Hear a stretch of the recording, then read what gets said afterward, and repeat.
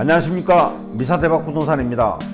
우리가 살아가면서 전세를 살든 매매를 하든 간에 한두 번 정도는 부동산 계약을 하게 됩니다. 계약서 작성 시에 어려운 문구와 단어들로 인해서 계약서 쓰기가 두려우시다면 다음에 이야기한 계약서 쓰는 방법을 참고하시면 도움이 되지 않을까 생각합니다.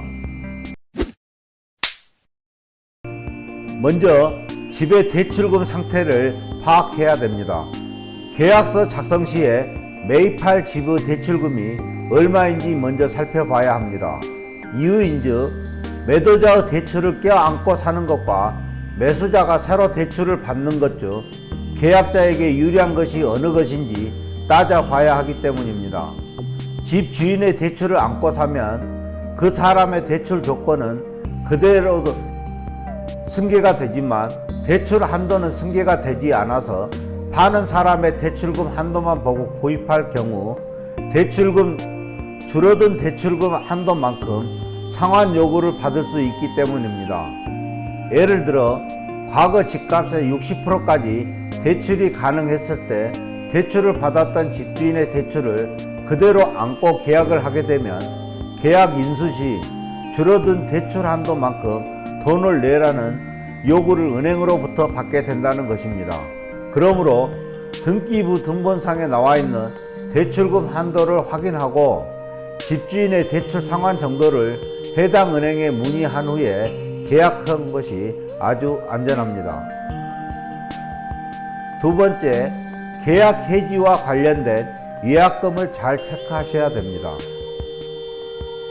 계약 해지 시에 물게 되는 위약금을 미리 알아두는 것이 좋습니다. 현재 법규상으로는 파는 사람이 해지할 때는 계약금의 2배를, 사는 사람이 해지할 때는 계약금을 포기하는 것으로 정해져 있습니다. 그런데 중요한 것은 집값이 오르면 계약금의 2배를 물고서라도 계약 해지를 요구하는 매도자들이 있어 매수자들이 당황해하는 경우가 많이 발생합니다. 따라서 이를 방지하기 위해서는 계약서 특약사항에 계약 해지 시에 위약금을 무겁게 설정해 놓는 것도 한 방법입니다. 세 번째, 특약사항을 잘 활용하셔야 됩니다. 일반 사람들이 특약사항이라는 말조차 잘 모르고 있어서 이 사항 때문에 손해를 보는 경우가 종종 있습니다. 특약사항이란 계약서상에 나타나지 않는 내용을 특별히 추가로 기재하는 것을 말합니다.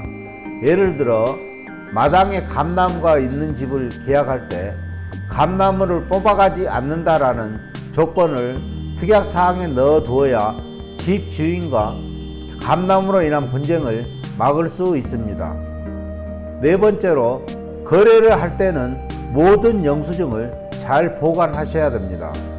영수증은 모든 거래의 증거가 되기 때문에 계약금, 중도금, 잔금을 치를 때마다 영수증을 꼭 받아두는 것이 중요합니다. 이것은 혹 분쟁이 일어날 경우 증빙 자료로 제출해야 피해를 보지 않기 때문입니다. 영수증이 없다면 자신이 납부한 거래 금액을 확인받을 수 없을 수도 있습니다. 따라서 모든 거래 시에 영수증을 받아두는 것은 필수 사항입니다.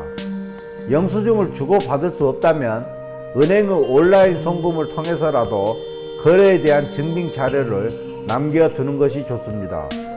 뿐만 아니라 중개 수수료를 지불하고도 영수증을 꼭 받아야 되는데 이는 훗날 집을 매도하실 때 양도소득세를 줄일 수 있는 한 자료로 활용되기 때문입니다. 마지막으로 집 주인의 신분증은 반드시 확인하셔야 됩니다. 부동산 거래 시 가장 기본적인 것이자 중요한 절차가 바로 집주인의 신분증을 확인하는 것입니다. 집 주인 몰래 신분증을 위조해 집을 파는 피해 사례가 자주 발생하고 있어서 꼭 매도인의 신분증을 철저히 확인하는 것이 안전합니다.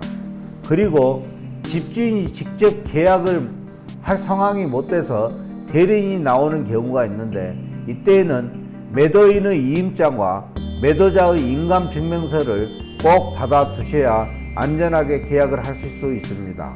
이 외에도 등기부 등본은 3번 이상 자세히 살펴보시고 돈의 지급 방법과 지급 시기를 명확히 하셔야 하며 온라인 거래 시 반드시 계약자 명의로 된 계좌로 입금하라는 말은 아무리 강조해도 지나치지 않습니다. 그래야지만이 중개 사고를 예방할 수 있는 한 방법이 되겠습니다.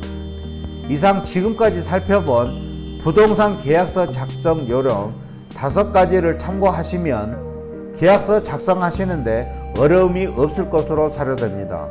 영상이 도움이 되셨다면 구독과 좋아요를 부탁드리겠습니다. 다음에 더 좋은 영상으로 다시 찾아뵙겠습니다. 감사합니다.